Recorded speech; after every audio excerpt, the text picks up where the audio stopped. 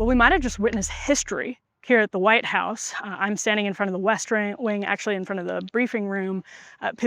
Reporters, and there are so many reporters here today, many members of the Israeli press here. Everyone was hoping to get questions in at the joint press conference that turned into less of a press conference between Prime Minister Netanyahu and Donald Trump. But right now, they are working in the West Wing to secure the finalized signature part of these deals. That's kind of where we left it in the press conference. So by the time you see this, you'll know more than I do certainly right now, but it was a really wild afternoon here at the White House, and reporters are clearly still hoping for more now. One of the most interesting things happened at the end of the press conference where Donald Trump suggested to Netanyahu, we probably shouldn't take questions. It's not appropriate to take questions until this deal is in ink, until our signatures are on it.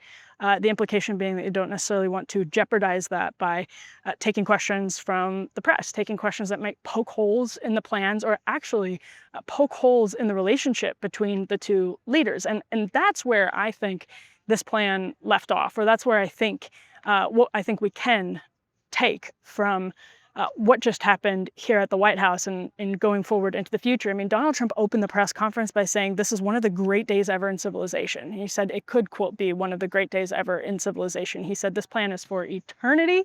That is the exact word he used, eternity. So he's hoping, I mean, Netanyahu actually used the term turning point in relation to the deal that the two appeared to have agreed to as of this afternoon. When they briefed reporters on it, they stuck pretty close to what was sent out to press actually while we were waiting. I mean, we were all crowded into a room at the White House. There's so much demand for access to this press conference, as you can imagine. Again, lots of people from the Israeli press here. And as everyone was crowded in, this 20-point plan dropped. So immediately, of course, everyone's trying to figure out what it means. Trump and Netanyahu come brief the press and stay, especially for Trump, very close to the quote script, as much as you could call it a script. They stayed pretty close to what had been sent out, and that seems to have been intentional. So one way to think about this is, as I heard one reporter say while we were leaving, it seems like the deal is on the 1 yard line. We just don't know whose 1 yard line. That is to say, it seems fragile, but we don't know if it's fragile because it's so close or it's so far away. Now, of course, by the time you see this, you're going to know more than I do. But I think it speaks to the precarity of what's being worked out right now, that questions from the press could potentially poke holes in the confidence that Trump and Netanyahu both have about what they've come to agreement on.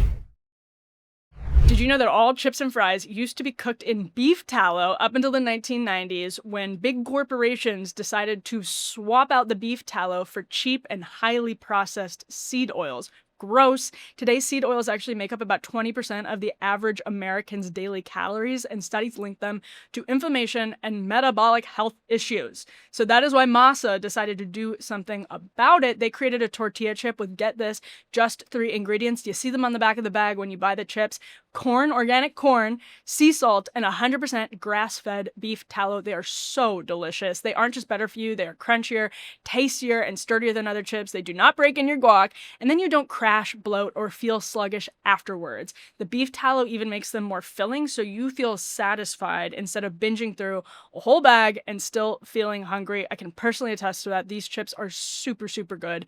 Masa Chips is already loved by tens of thousands of customers and endorsed by leading health and nutrition experts. So if you're ready to give Masa a try, go to masachips.com/undercurrents and use code undercurrents for 25% off your first order. Great deal. That's masachips.com/undercurrents. Use code undercurrents for 25% off.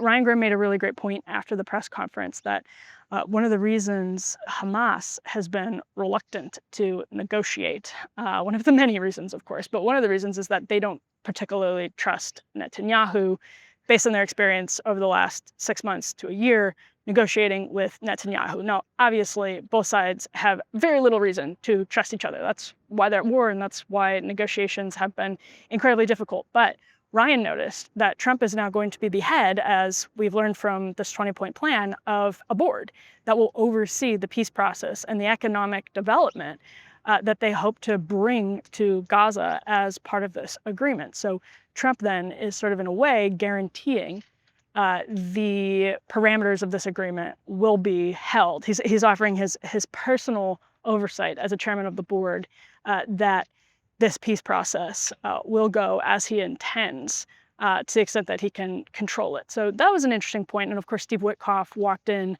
got a thank you from both Trump and Netanyahu. Jared Kushner was here, interestingly. Jared Kushner, obviously, he was seated next to Steve Witkoff, but obviously he is the president's son-in-law, which he did oversee the Abraham Accords, and Trump was referring to those as the Abraham Accords throughout the press conference, explained he was doing that at one point because it's how they say it in Israel, and Netanyahu said it's okay to say it either way. But the fact that Jared Kushner is there could mean a number of different things. And I think what it speaks to, so Jared Kushner obviously has an investment in his own fund from the Saudis. He oversaw Abraham Accords in Trump 1.0. He has really taken a backseat publicly in Trump 2.0, but he's also talked about how Gaza has this waterfront property that's really, really valuable. And man, does that open up a lot of potential questions. This is one of the questions that I actually had planned to ask the president before he determined they shouldn't take questions lest they jeopardize the deal. If Jared Kushner, as Trump said today, was, quote, so involved in this process, Netanyahu thanked Jared Kushner as well. Well, what does that mean for the Saudis? What does that mean for the personal enrichment of Jared Kushner and Ivanka Trump and their family and their children, and actually for the future of the Trump enterprise once Donald Trump has exited the White House for the last time? That's a really significant question, and it gets to exactly how they're conceiving of this economic redevelopment in Gaza. Another question, if they want to economically redevelop Gaza, if they want something that assembles the, obviously there was a cartoonish literal illustration of what the Gaza Riviera, the Mara Gaza might look like just in the last year. But if they want to do something, whatever it looks like, serious, that means people have to leave. And part of the plan is that they'll be able to come back. But what's not fleshed out in the plan and has not yet been fleshed out is what on earth logistically that process is going to look like. How are people, where are they going to go? And then perhaps even more importantly than that, how will they feel confident that they'll actually be able to return? Because if nobody feels confident they'll be able to return, it barely even matters where they're going to go because they just will not be leaving. And we've seen some sort of silly plans as to how people will be guaranteed they're returning. They're not going to leave if they don't think they're going to return. Not everybody, certainly not everybody, but many people will not leave. That sort of goes without saying. That's the point of the ongoing conflict is that the people of Gaza do not want to leave what they see as their ancestral homeland. And that's what all of the blood has been spilled over. So we have very few details right now on what that would look like, how they have any intention of even economically redeveloping, clearing rubble, making these places safer, and paving the way for prosperity. What does that mean for the people in Gaza who want their future to be on that land? We have very little details as to how they see that as being workable. One other question I wanted to ask is, when could the people of Gaza expect to vote? When could Palestinian people feel like they or be in a position where they would be able to vote and sort of be out from under the thumb of this board or this committee? When might that happen? Is there a vision for that? Is there a plan for that? Because there was a lot of talk about how in this press conference, Netanyahu doesn't want, of course, a two-state solution, doesn't believe in a two-state solution. So is the plan, as Netanyahu sees it, to keep this board as a permanent buffer that basically eventually puts Israel in full control of Gaza without ever having to worry from his perspective, of course, about a Palestinian state? And from Trump's perspective, does he see this as a stepping stone, and a historic stepping stone at that, to a Palestinian state, where at some point, 5 years in the future, 10 years in the future, Trump foresees the voters of Gaza, we've seen it in the past, of course, being able to take the reins of their own self-governance now that the area has, as he sees it, been economically redeveloped, and there's jobs and prosperity and relative safety, and Hamas has been disarmed.